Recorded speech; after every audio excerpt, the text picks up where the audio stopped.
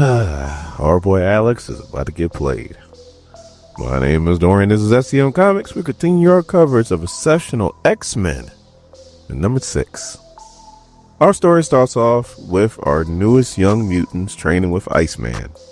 And Iceman actually has the power to duplicate himself, which I did not know about that, which I probably should have, but I did not know. Let me know in the comments if you knew about this power.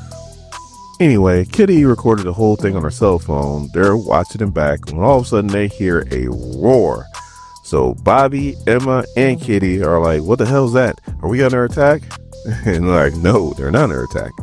The teenagers are hungry. That's their stomachs growling. So Kitty's like, man, I forgot about teenage appetites. So then everybody started to reach into their backpacks and pull out their snacks. And Emma's like, oh, don't worry about it. I'll put in an order. And then they're like, no, this way we get to save money. And all I'm thinking to myself is, when did you guys miss the fact that Emma's a billionaire? Like, billionaire would it be? Like, her cell phone is glistening. Those are probably real diamonds around that cell phone. But I guess this is their way of not being beholden to Emma. That must be that new generation, because I'm sorry, if I ever meet a billionaire, I'm not going to tell them don't buy me nothing. And on top of all this, they actually want to get jobs. Emma's like, you need to train. Like, I'm rich. Why do you want to get jobs? Again, they don't want to be beholden to her. And Kitty thinks it's a great idea. Me, I'm sorry, I'm just shaking my head. And right at that moment, Kitty's roommate actually walks in. She overheard the conversation. She works for a marketing firm and says that they have some internships that are open if they want to take them. Go figure. So a couple weeks later, they all show up to her firm. And I must say, Melee looks crazy. She got on like a vest sweater, a shirt that's untucked, and shorts on. Like, what? So as they walk around the office, they see that there's like ping pong table, foosball tables, like places to just chill, hang out, watch TV. I work at the factory, people. Like, we have a break room, and they got TVs and places to actually store our food, and we can buy stuff as far as like, you know, like different like drinks and stuff like that. But that's about it. Like, ain't no lounge area or foosball table. No, not at all. I'll probably never work in a place like that. So she pulls them into the conference room, and they go over how she has a client that wants to get the perspective of their age group. So the guy walks in, and his name is Sheldon XENOS. Hope I pronounced that right. And his mutation is right in front of people. He has horns, ram horns, coming from his head. And he's the dude that invented the app that collects mutant DNA. So, you know, it's all bad. So he's pretty much selling them on the idea on how this app is a good thing for mutants. Well, 2 girls ain't buying it. Alex is all into it. And Kitty's roommate sees that and gets the girls out of there, and then leaves Alex with Sheldon.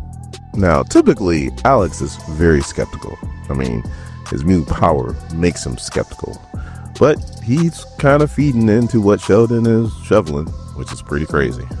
So later, as all 3 of them are walking, Bronze is like, I can't believe you're buying that dude stuff. Like, you are Mr. Cynical. You are Captain Sarcasm. Like, you are the eye roll king. And he's like, you know what? I might get a tattoo that says eye roll king. She's like, don't change the subject. Why are you buying that dude's bull crap? And he's like, look, my mutant ability is right in everybody's face. Like, you guys can hide yours. I can't hide mine. So the next day, we see Alex on a subway, and there's a little boy who is scared of him, and his mom's like, don't look at him, honey. That's just bad parenting right there. And he gets off, and he meets up with Sheldon. He buys him a coffee. They get up, go leave. He almost forgets his tablet. Now it reminds him. He's like, oh, thank God. That would have been a whole bunch of money lost if I would have got that. So then they're walking, and some lady asks for the time, and Alex is like, don't trust it. Sure enough, this dude comes out of nowhere with a gun talking about wallet, this and that, so on and so forth. But she's like, oh, get his tablet too. Alex comes in, hits old boy in the face, gets the gun out of his hands. she tries to attack and stab him, and then Alex uses his mutant powers, and it's like, why are you doing this anyway? And all of a sudden she starts breaking down, and she's like, I don't want to be doing this. He told us we had to do it because we got to pay for a car and so on and so forth. I just want to go back to school. And he's like, I'm sorry, baby, I didn't mean to make you do it. And then they reconcile, like, in the park, which is pretty crazy. So later that evening, we see Alex's living conditions. He lives with his dad. I don't think his mom's in the home, or she might have died, passed away, left out. Like, we don't know. But he does have a little sister, and might be a cousin or friend that kind of comes over to watch the little sister while Alex is in school and dad's at work, it seems like. Anyway, dad makes dinner. The little sister starts to eat, and now it's like, yeah, I'm not really hungry right now. I'm gonna go play some video games and I'll eat later. So then we see Kitty and Emma, and they're waiting on the kids to show up.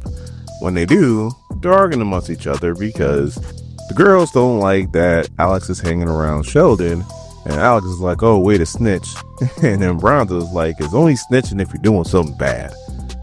Just kind of true. Like, I never thought of it that way, but maybe. So then they explain exactly what Sheldon is involved with, and then Kitty and Emma are like, oh no, that's bad. Like, that is all kinds of bad, and you shouldn't be involved with that. So of course Alex is defending Sheldon as usual, and then we cut to Sheldon, and one of the secretaries walks in and was like, hey, there's some people here that need to be taken care of. He's like, yeah, just go ahead and take care of them, just write them a check.